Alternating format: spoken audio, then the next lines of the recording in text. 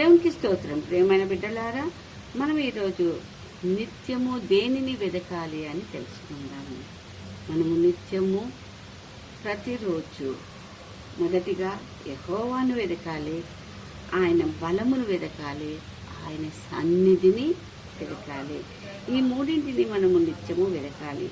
దీన్ని ఎలా వెదకాలి, యెహోవాకి ఏం చేయాలి అని ఆలోచించిన ఆయనకు మొదటిగా కృతజ్ఞతాస్తుతులు చెల్లించాలి, రెండవదిగా నామమును ప్రకటించాలి, అలాగే చేసిన కార్యములను తెలియచేయాలి, ఆయనను గూర్చి పాడాలి, కీర్తించాలి, ఆశ్చర్యకార్యములను గూర్చి సంభాషించాలి, ఆశ్చర్యకార్యములను సూచక్రియలను జ్ఞాపకము చేసుకోవాలి, ఆయన పరిశుద్ధ నామమును బట్టి అతిశయించాలి, ఆయన నోటి తీర్పును మనము జ్ఞాపకము చేసుకోవాలి.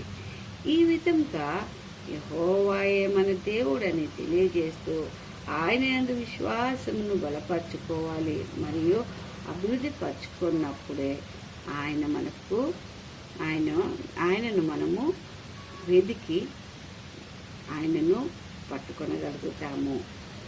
అప్పుడే ఆయన మనకు ఏం చేస్తారంటే, కీర్తన 105:8 చెప్పినట్టుగా తాను సెలవిచ్చిన మాటను 1000 తరముల వరకు చేసిన నిబంధనను ప్రమాణాలను నిత్యము ఆయన జ్ఞాపకము చేసుకుంటాడు.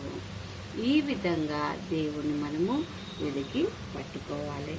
అప్పుడేమవుతుంది, ఎప్పుడైతే ఇశ్రాయేలు 105వ కీర్తనలో 12లో చెప్పినట్టుగా ఇశ్రాయేలు వెతికినప్పుడు యాకోబు తను ఎంతో మోసగాడు, ఆయన పేరులోనే ఉన్నది, అయినప్పటికీ ఆయన ఎల్లప్పుడూ నిత్యము దేవుని వెతుకుట ద్వారా ఆయన నిత్య నిబంధనగా స్థిరపరిచి ఉన్నాడు.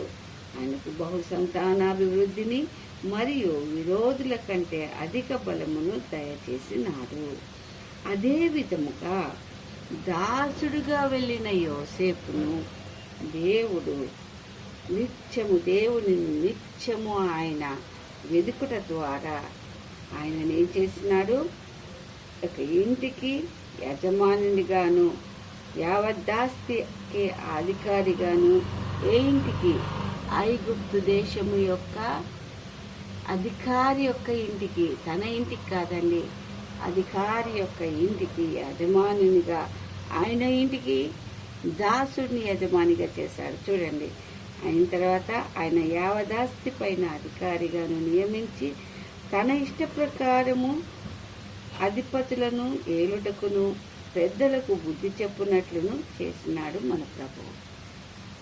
ఎంత గొప్ప కార్యం దేవుడు చేసినాడు కదండి. అదేవిధంగా మనము కూడా ఆయనను వెతికినట్లయితే, ఆయన యందు విశ్వాసం ఉంచి ఇప్పటి వరకు చెప్పిన 8 విధాలుగా ఆయనను వెతికినట్లయితే, మనము కూడా ఎన్ని కష్టాలలో, నష్టాలలో, ఇరుకులలో, ఇబ్బందులో నున్నను,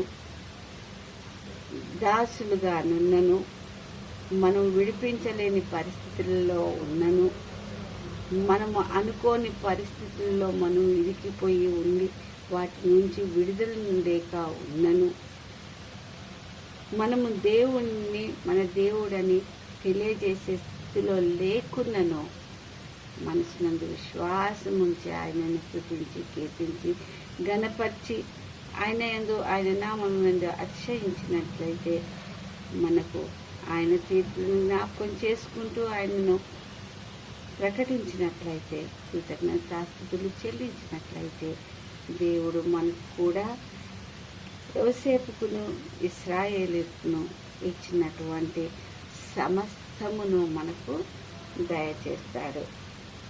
అందుకే మనం ఏం చేయాలి, నిత్యము ఆయన సన్నిధిని వెతుకుతును, ఆయనే మన దేవుడని తెలియజేస్తూ మన విశ్వాసమును బలపరుచుకొని అభివృద్ధి పరుచుకొని, ఇంకా ఆయన నిత్యము మనను జ్ఞాపకము చేసుకున్నట్లుగా మనము జీవించినట్లయితే దేవుడు మనకు సమస్తమును జరిగిస్తాడు. ఈ విధంగా జరిగించుటకై పరిశుద్ధాత్మ తోడును సహాయాన్ని మనము కోరుకుందాము. దేవుడు ఈ కొద్ది వాక్యమును దీవించును గాక. ఆమేన్, ఆమేన్, ఆమేన్.